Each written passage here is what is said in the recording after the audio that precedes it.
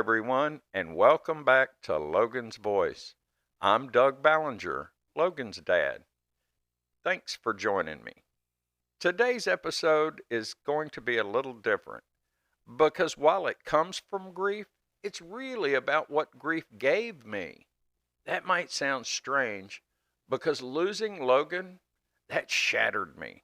It burned my world down. But from those ashes, something unexpected started to grow. Compassion. Not just for my son, not just for other parents like me, but for people, for pain, and for the unspoken struggles that we walk through silently in this world. And with that compassion came something else. Purpose. That's what advocacy has given me. It didn't fix the pain, but it gave the pain a place to go. So today I want to talk to you about how grief cracked my heart wide open and how I speak out, showing up, and sharing Logan's story has helped me to heal. There's this moment after loss, this strange, silent moment where you realize you are no longer who you were, and you never will be again. For me, that moment came the day I lost Logan. Everything made sense before was gone. All the plans, the rhythms of life, the assumptions I carried, obliterated in a single phone call. People talk about grief as a season or a chapter, but traumatic grief, the kind that follows losing your child, it rewrites your DNA. It changes the lens through which you see everything. In the beginning, I didn't see anything clearly at all. Just fog, just numbness, just trying to remember how to move through a world that suddenly felt like it no longer included me. But then, that fog started to lift, little by little, and I started noticing things I never noticed before. I saw the quiet pain behind a stranger's eyes in line at the grocery store. I noticed when someone said, "I'm fine," but their voice cracked ever so slightly. I started to hear more in people's silence than in their words. Grief made me softer, more alert, more aware of how much pain walks beside people every single day, invisible to the rest of the world. Before Logan died, I thought I understood empathy. I thought I was a good listener, a caring person. But now I feel people. I carry their stories in my heart. I see the broken pieces in others, not as flaws, but as sacred truths they're trying to live with. That's the gift grief gave me, if you can call it a gift. A deeper knowing, a quieter strength, and a heart that refuses to look away from suffering even when it hurts. Because I know now behind every addiction is a story. Behind every overdose is a soul that matters. And behind every parent like me is a love so big it didn't end with death, it just changed form. Grief stripped away the surface level stuff. It burned away judgment. It burned away ego. And in its place, it left compassion. Compassion I wish I didn't have to earn this way, but compassion I now carry with everything I do. That's how grief changed me, and that's the foundation this advocacy stands on. Grief will bring you to your knees, but it'll also whisper to you in the dark, "You have to do something with this." At least that's what it did to me. In the early days after Logan's death, I didn't know what to do with my hands. I didn't know where to put my thoughts. Didn't know how to be a father anymore when my child was no longer here. But what I did know was this: Logan's story didn't end the day he died. As long as I was still here, I could be his voice. The realization became the seed of my advocacy, not because I planned it, not because I had a roadmap, but because doing nothing hurt more than doing something.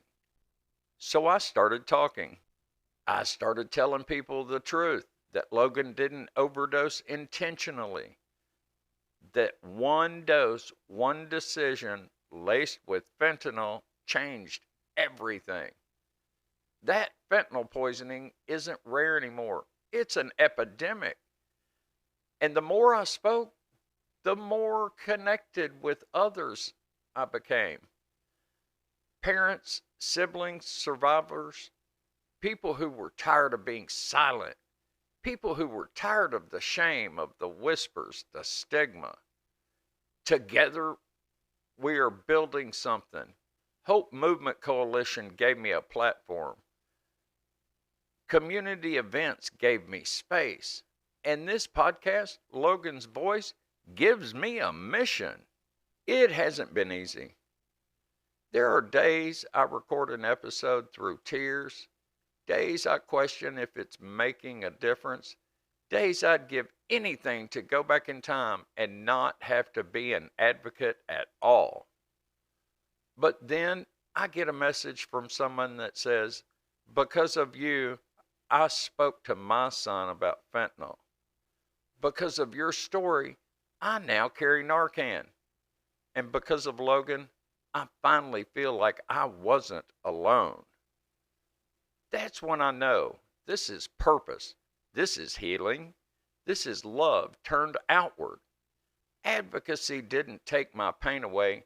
It gave a job to do. It gave me a way to still be Logan's dad, to still show up for him, to protect others in his honor, to say his life mattered, his death will not be in vain.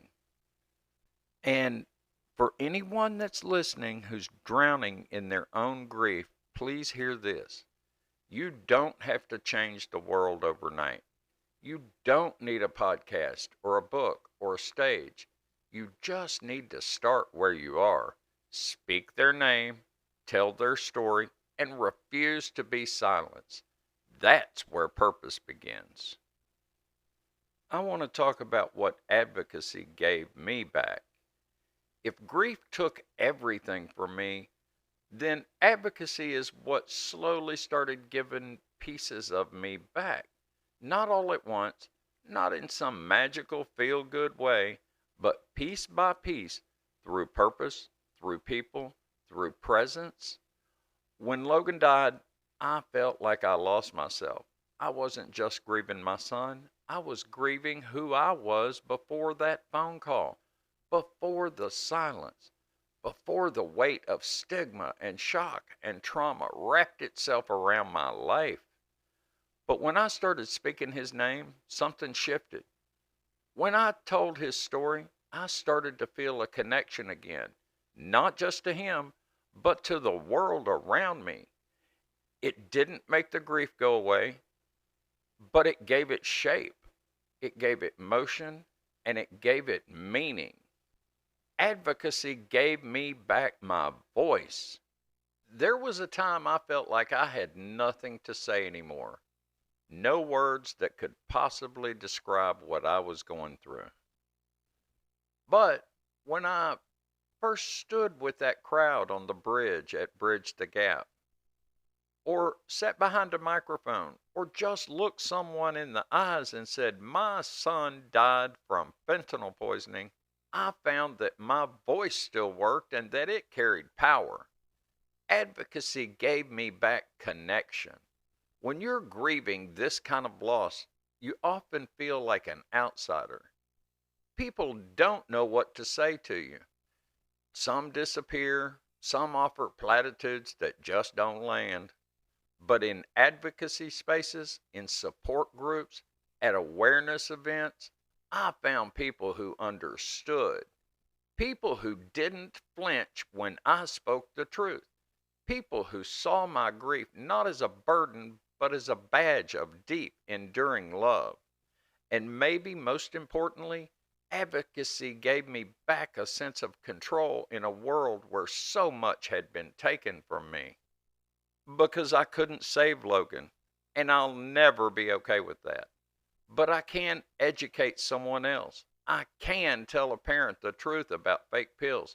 I can stand up to stigma. And I can be Logan's voice. That's what advocacy gave me, a reason to keep waking up, a reason to keep breathing, and a reason to keep loving a son who is no longer physically here by fighting for the lives of those who still are. It reminded me that even in the rubble, there are things worth building. And that healing doesn't mean forgetting, it means remembering on purpose. So now I want to talk to you, the one listening. Whether you're deep in grief right now, whether you're just trying to keep it together, or maybe you've lost someone and are still figuring out how to live with it, this is your invitation.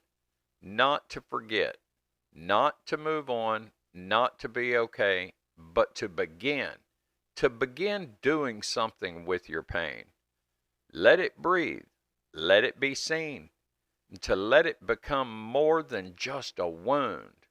Because here's the thing, you don't have to be ready, you just have to be willing. Willing to speak your loved one's name out loud, willing to say, this has happened to me, willing to stand in the mess of it all and say, they mattered. That's where advocacy starts. That's where connection begins. You don't need a microphone, you don't need a crowd, and you don't need a perfect plan or some polished speech. You just need your story and your heart. Maybe it's a post you make today that finally tells the truth. Maybe it's showing up to a support group you've been too afraid to join. Maybe it's messaging someone and saying, me too. I've been there. And you never know who needs your voice. You never know who's waiting to feel less alone. And you never know the kind of healing that might come for them and for you when you stop hiding and start sharing.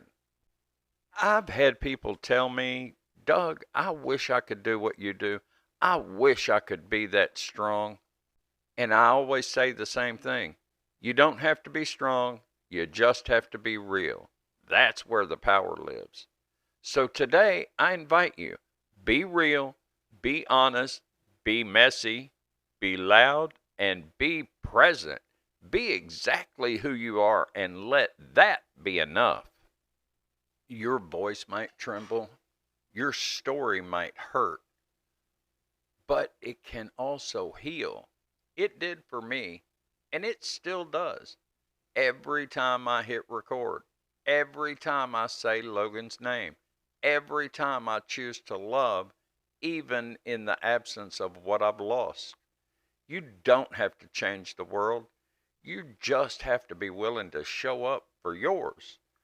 And when you do, you might just find that advocacy doesn't just save others, it saves you too. If you made it this far in the episode, thank you. Thank you for showing up. Thank you for holding space for me, for Logan, and for your own journey too. Because just by being here, just by listening, you are choosing to be present with the hard stuff, and that takes courage. Grief changes you. It has to. But what we do in the change, that's where the healing begins. For me, grief cracked me open. But through that crack, compassion took root. And from that compassion, I found purpose. Not the kind of purpose that fixes everything or makes the pain go away, but the kind of purpose that reminds me every day Logan's life still matters and I'm still his dad. I'll never stop missing him, but I found ways to keep loving him forward by telling his story, by educating others, and by building community with people like you who understand this kind of loss. Advocacy didn't pull me out of the darkness overnight, but it gave the darkness a direction. It gave the pain a place to go. And more than anything, it reminded me that I am not alone. None of us are. There's a whole network of people out there, parents, siblings, friends, survivors, who walk through the wreckage and trying day by day to create something meaningful from it. We don't have to be experts. We don't have to be perfect. We just have to be honest. Because when we share our stories, when we speak the names of the people we've lost, we don't just honor them, we help someone else feel a little less alone in their own pain. So, as we wrap this episode, I want to leave you with this. If your grief has softened your heart, let it. If it's made you more tender, more aware, and more alive, lean into that. And if you've been carrying a story that you're too afraid to share, maybe today is the day you speak it out loud. Maybe today is the day you begin, not to move on, but to move with love, with purpose, with your whole heart. Because grief grows compassion, and compassion, when we let it, can grow connection. And connection, that's where the healing lives. This is Logan's voice. I'm still grieving, I'm still healing, and I will always be Logan's dad. Until next time, keep speaking, keep showing up, and keep going. You are not alone. I am Logan's voice. I am Logan's dad, and I will not be silent any longer.